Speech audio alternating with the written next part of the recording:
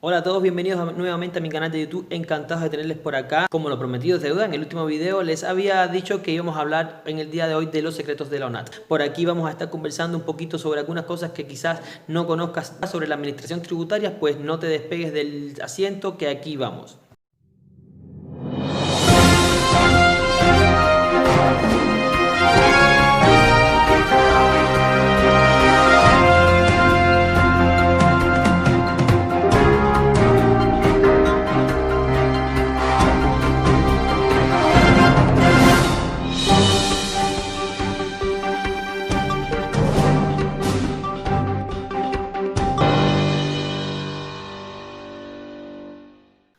Para el que no conozca lo que es la ONAT, bueno, la ONAT es Oficina Nacional de Administración Tributaria, la oficina encargada en Cuba de establecer los tributos, los impuestos y bueno, regular la actividad financiera en el país.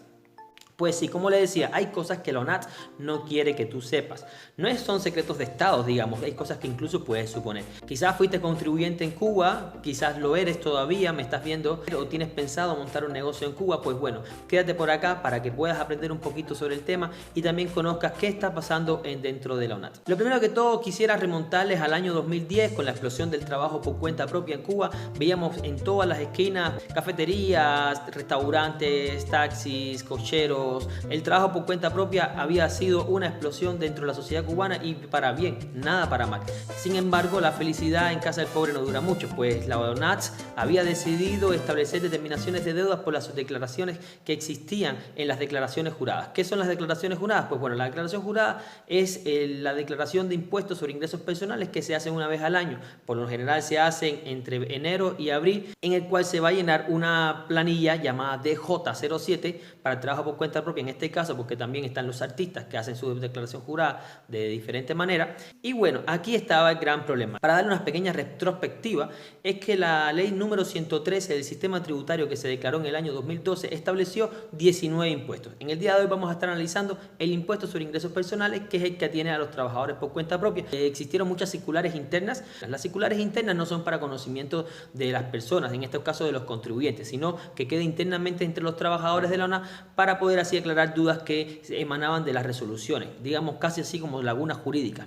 No técnicamente, pero sí quedaban muchas dudas a veces de las cuales se interpretaban mal las normas. Y nosotros los funcionarios de la ONAT en aquel momento nos regíamos por circulares internas que establecía la directora, en este caso nacional. Muchas de estas circulares internas, bueno, empezaron a crear conflictos dentro de los mismos funcionarios porque no estábamos de acuerdo en muchas cosas. Por ejemplo, fiscalización sí estaba de acuerdo completamente en las determinaciones de deuda y por supuesto también estaban de acuerdo todos los demás departamentos. Donde no nos poníamos de acuerdo era en la forma en que se hacía. Se había establecido internamente que se iba a utilizar un programa informático. ¿En qué consistía este programa? Pues bueno, usted iba a tomar a una persona que hubiera declarado, le iba a poner entonces el nombre de la actividad que utilizaba, le iba a poner el nombre y los apellidos de esta persona, el municipio en que se encontraba, le va a poner lo que declaró, le va a poner entonces varios datos. De estos datos el sistema automáticamente le iba a calcular la deuda del contribuyente. Este programa informático arrojaría un número, un índice de lo que tú debías haber declarado realmente en tu DJ,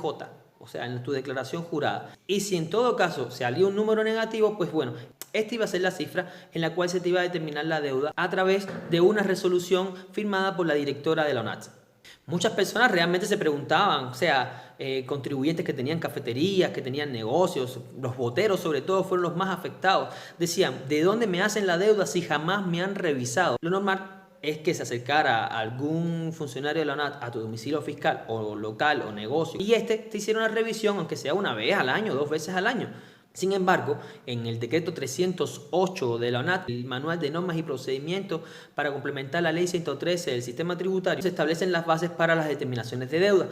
Una determinación de deuda podía ser a través del régimen de presunción directa, o sea, que estamos esperando todos, que lleguen, nos visiten, nos revisen los libros, nos hagan cuenta, y también el régimen de presunción indirecta, que por lo general es el que más se utilizaba. Bueno, eran muchos negocios, muy pocos funcionarios en la ONAT, no alcanzaban para visitar la mayoría de los contribuyentes y por lo general siempre se priorizaban las visitas a contribuyentes de interés, o sea, contribuyentes que tuvieran cifras mayores o algún interés del Estado. ¿Cómo funciona este régimen de presunción indirecta? Pues muy fácil. Usted hace una declaración jurada, es botero, y usted se llama Roberto Martínez y usted hace una declaración jurada donde declara que en todo el año hizo 50.000 pesos. Yo, desde mi oficina, sentado, reviso tus libros, reviso tus declaraciones. Mi cuenta es muy fácil. Yo digo, bueno, Roberto, tú tienes un view de 5 plazas y tú tienes una ruta de viajes desde San Miguel del Padrón hasta Parque de la Fraternidad cobrando 10 pesos por pasajero. O sea, usted va a cobrar 50 pesos de ida, 50 pesos de vuelta y vamos a ponerle que usted va a tener 5 viajes diarios. Sabemos que los boteros hacen más de 5 viajes diarios.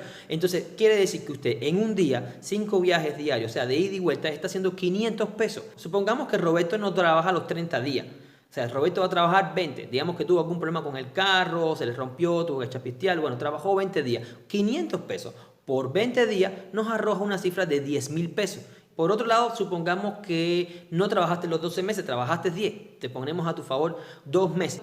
En estos 10 meses, si lo multiplicamos por estos 10.000 pesos, nos da que Roberto tenía que haber declarado 100.000 pesos. Cuando revisamos la declaración jurada de Roberto, Roberto declaró 50.000. Sabemos, sin embargo, que hay una gran problemática para el trabajo por cuenta propia y es que el Estado no ha creado las bases para que los trabajadores por cuenta propia, los privados, puedan obtener sus mercancías, sus insumos necesarios. Y por lo general en la ONAT saben que se mueve mucho el mercado negro dentro de los negocios privados. Pues entonces, regresándonos a lo que es la declaración de ingresos personales, ya sabemos que hay un programa en el cual se iba a establecer la determinación de deuda. Era un programa informático, señores, con un margen de error muy grande. Eso se sabía y entonces ahí empezaba la dicotomía entre, sobre todo, los departamentos de abogados con los departamentos de fiscalización y a veces también tenía ciertas incongruencias con los departamentos de recaudación. La vida práctica es más rica de lo que realmente se establece en cualquier legislación o incluso en un sistema informático. ¿Qué quiero decir con esto? Bueno, Roberto sí declaró mal en el ejemplo que le habíamos puesto, pero también podemos decir que al lado de Roberto vive Ignacio.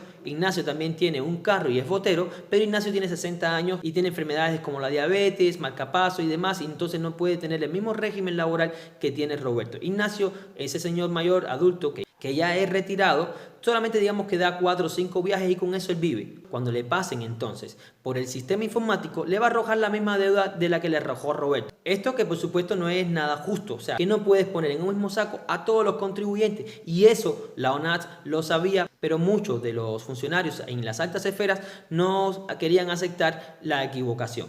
Podríamos darle beneficio realmente de la duda a la Oficina Nacional de Administración Tributaria en Cuba, ya que este tema de los tributos es netamente joven. Apenas surge en el 94 la primera ley tributaria con 11 impuestos. Y si lo comparamos con sistemas tributarios de otros países como en Europa, España, Italia, bueno, entonces nos damos cuenta de que realmente el sistema tributario cubano es muy joven y bueno, se pueden cometer errores, se cometen errores y se van a cometer errores. Pero sin embargo los errores eran gigantes. O sea, estábamos hablando de determinaciones de deuda a veces de 40.000, 50.000 dólares. Se creó una campaña dentro de la ONAT como que de cacería de brujas, señores. Habían personas que sí realmente tenían estas determinaciones de deuda y se les detectaban muy fáciles. Pero sin embargo habían casos específicos, casos más difíciles de llevar dentro de un departamento jurídico, porque nosotros teníamos dentro de las orientaciones del nivel nacional de que no podían haber recursos con lugar. O sea, imagínate, tú presentas un recurso ante la ONAT con la esperanza de que te rebajen la deuda o te la eliminen completa, porque ya que tú tienes la razón,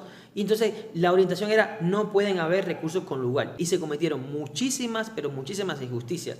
El contribuyente, para poder rebatir cualquier resolución notificada por la ONAT, tiene la oportunidad de presentar en primera instancia un recurso de reforma. Si no está de acuerdo con el resultado de la resolución que establece la administración tributaria para contestar su recurso de reforma, entonces el contribuyente tiene la posibilidad de presentar un recurso de alzada. Y aquí es donde viene otro de los que yo considero un abuso total. Para tú presentar un recurso de alzada, primero que todo tienes que pagar la deuda determinada. ¿Qué quiero decir con esto? Tú debes 20.000 pesos cubanos, tú presentas tu recurso de reforma, te dan sin lugar en la ONAT municipal, digamos, y de ahí entonces tú decides presentar un recurso de alzada y cuando vas a presentar el recurso de alzada tú tienes que pagar los 20.000 pesos y luego entonces presentas tu recurso de alzada.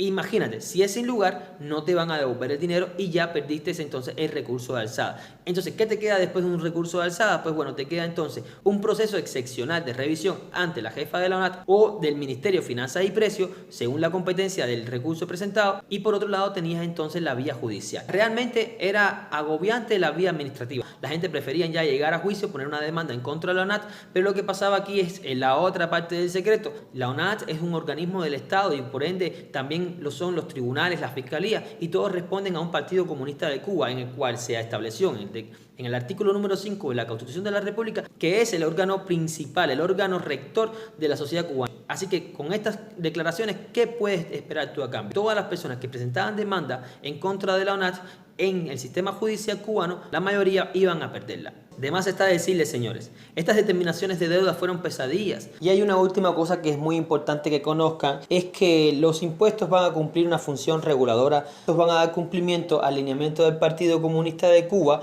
donde se establece que en Cuba no puede haber concentración de riqueza. Por ende, la ONAT, como un organismo del Estado, se encargará de que los tributos regulen las ganancias de los contribuyentes de tal manera de que no puedas obtener marcadas riquezas. O sea, no va a levantar más allá de lo que desee el Estado. Sin embargo, estaba pensando aprovechar en este canal y hacer aunque sea 1 o 2 sesiones al mes donde podamos transparentar una serie de dudas que tengan ustedes como contribuyentes o como quizás personas que viven en la sociedad cubana o que viven fuera y que tienen algunos intereses para montar negocios en Cuba. Pues espero que les haya gustado este video. Déjame tu like si crees que lo merezco, déjame tu comentario, activa la campanita. No te olvides compartir en tus redes sociales y bueno, nos estamos viendo en la próxima.